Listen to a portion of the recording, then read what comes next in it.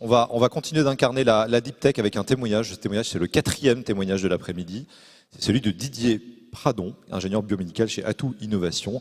Son témoignage s'appelle Test, Fail and Learn, ce qui est une forme de spoiler de ce à quoi on va discuter. Bonjour Didier, fauteuil bleu, bienvenue. Bonjour, merci. Vous allez bien? Très très bien. Eh ben, j'en suis ravi. Alors on va commencer par un petit peu de parcours académique pour vous. C'est votre parcours académique, c'est ce qu'on appelle les STAPS. Tout à fait. Donc parcours académique, je pense assez classique pour un certain nombre d'étudiants. Parcours un peu chaotique, collège, lycée, la rencontre de la bonne personne sur un job d'été qui fait qu'à un moment donné ça fait sens. Et puis un job d'été en fait. Dans je voulais pas revenir aussi loin, mais voilà. Mais donc derrière en fait ça prend tout sens. Je vais faire mon parcours en UFR STAPS, donc en fait sciences techniques et des activités physiques et sportives. Et puis parcours après en doctorat. Et ça vous a amené à traiter de handicap, de biomécanique? Exactement, c'est pour ça que je me suis permis de remonter en fait sur l'hôpital, puisqu'en fait l'activité physique pour les personnes en situation d'handicap en fait faisait sens à partir de là. Et puis rencontre de personnes, rencontre d'enseignants qui à un moment donné une phrase fait résonance. Et puis j'arrive tout juste en fin de thèse sur un poste d'ingénieur hospitalier au sein de la PHP, un hôpital, l'hôpital Raymond Poincaré, spécialisé dans la rééducation neurologique. Et là, qu'est-ce qui se passe à ce moment-là? Vous dites de fil en aiguille, des rencontres, le PhD, voilà, on sent que ça, on sent qu'on mène vers quelque chose. Mais c'est vrai ça. En plus, il y a tellement de phrases qui ont été sorties, qui étaient vraies, qui font vraiment sens maintenant. C'est extrêmement intéressant ce qui s'est passé et j'espère que ça fera résonance chez des chercheurs qui voudront se lancer. Un patron de service qui lance un défi, je suis quelqu'un un peu de défi, il me laisse les clés du laboratoire, il me fait bon, si tu es capable, essaye de le développer, vas-y, j'y vais. Et puis souvent c'est des rencontres comme ça d'individus. Et puis on fait un binôme avec un chef clinique avec qui en fait on s'entend bien. Et puis en quelques années, on a eu des thésards, on a passé nos HDGR, on a fait un certain nombre de publications. On rencontre des étudiants. Moi, je sais que dans le parcours, j'ai toujours veillé à avoir des étudiants qui étaient spécialisés dans le comment, on va dire sciences de l'ingénieur, dans le pourquoi, plus paramédical. Je trouve que ça faisait des bons binômes. Et puis, toujours une petite frustration dans la recherche, l'idée de trouver des innovations, parce qu'on ne trouve pas forcément les produits qui peuvent rendre service aux patients, qui peuvent nous permettre d'approfondir les hypothèses de recherche qu'on a, qui sont forcément liées aussi à l'activité clinique.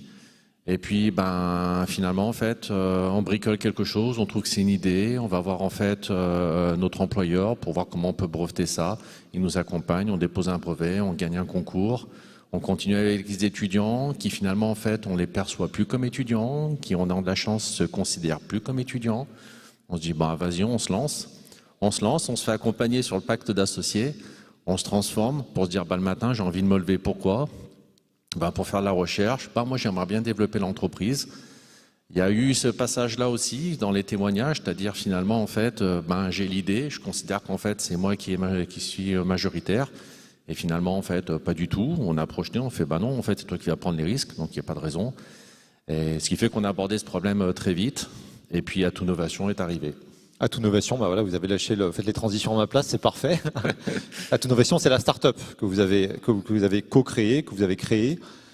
Tout à fait. Et quelle est son histoire? C'est ça qui est intéressant dans votre témoignage. Mais exactement. En fait, Atout Innovation, en fait, c'est une start-up qui propose et qui proposait, puisqu'en fait, on a été racheté, qui proposait des solutions de rééducation, d'auto-rééducation, en impliquant en fait le patient dans la rééducation de la marche, mais pas avec un discours culpabilisant, en fait, sur le quotidien, en veillant à ce que le patient, qui devient une personne finalement quand il va en dehors de l'hôpital, que le patient en fait puisse repartir avec la consigne clinique et qu'il puisse suivre cette consigne en fait au quotidien sans être culpabilisé dans son statut patient.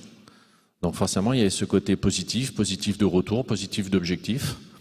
Et puis, en fait, on a pu avoir des contrats de recherche, on a développé les produits, on a rencontré des designers. Et puis, à un moment donné, en fait, on a eu un plafond de verre qu'on n'a pas réussi à passer, qui n'était pas un échec en soi. Expliquez-nous ce plafond de verre. Parce que vous aviez une équipe, une idée, une techno. Tout à fait. Voilà, tout était rassemblé, on va dire. Tout était. Vous avez le droit chemin vers la réussite.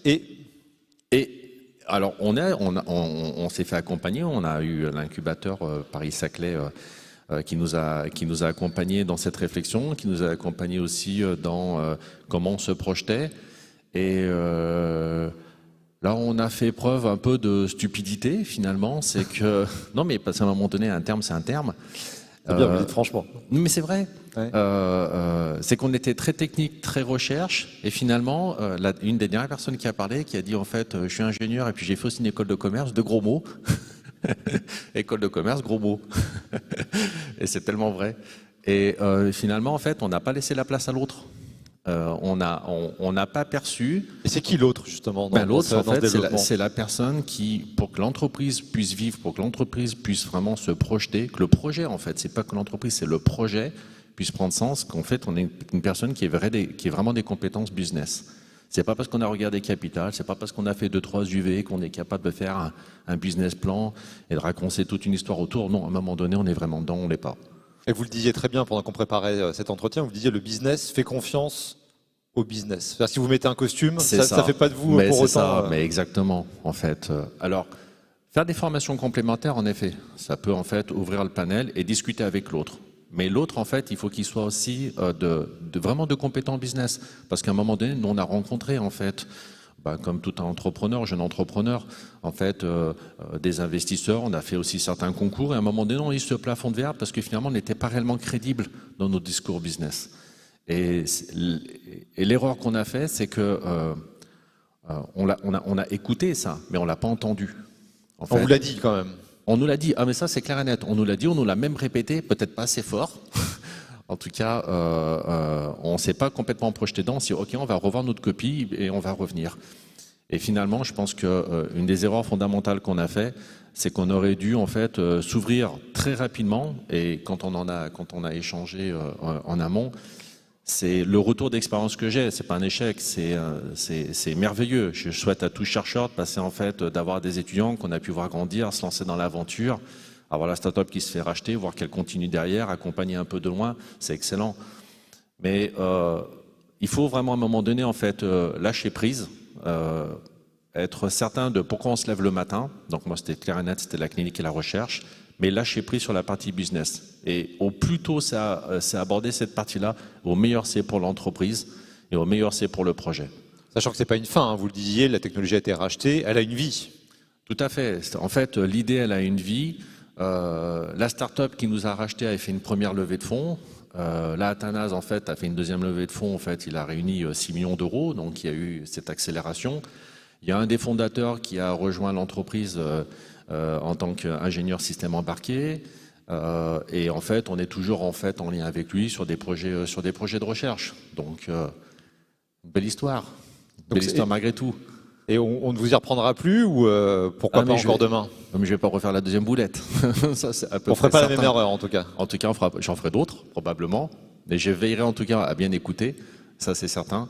Et oui, c'est clair que cette erreur-là. Pourtant, il y a tout l'environnement et c'est vrai que tout ce qui a été présenté en fait précédemment est tellement évident maintenant quand on a fait cette erreur-là, qui fait que on l'entend, mais en fait, il faut vraiment prêter cette importance. Malgré le fait que dans les 4 fondateurs qu'on était, il y en a un qui a vraiment voulu se lever le matin pour se dire, bah moi en fait, ok, je suis capable de programmer, mais ça me dit de me lever le matin pour vendre l'entreprise. Mais malgré tout, ça pêche un peu parce que, ben voilà, en fait, même si en fait on est un G-Info, même si en fait on a fait quelques modules en fait à travers des classes entrepreneuriales, c'est pas assez, en tout cas pas suffisant. Très bien.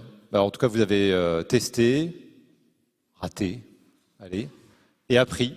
Tout à fait. Voilà. Tout à fait. C'est le titre de ce témoignage et c'est la leçon que vous voulez transmettre au public. Merci de votre témoignage, merci de votre franchise, merci de l'avoir fait aussi de manière aussi claire. Les chercheurs sont des gens têtus, donc parfois il faut répéter. Il faut avoir un peu d'ego, sinon on n'a pas d'idée. Bien sûr. De fait. Ou de pétrole. Merci à vous, Didier Pradon. Merci beaucoup.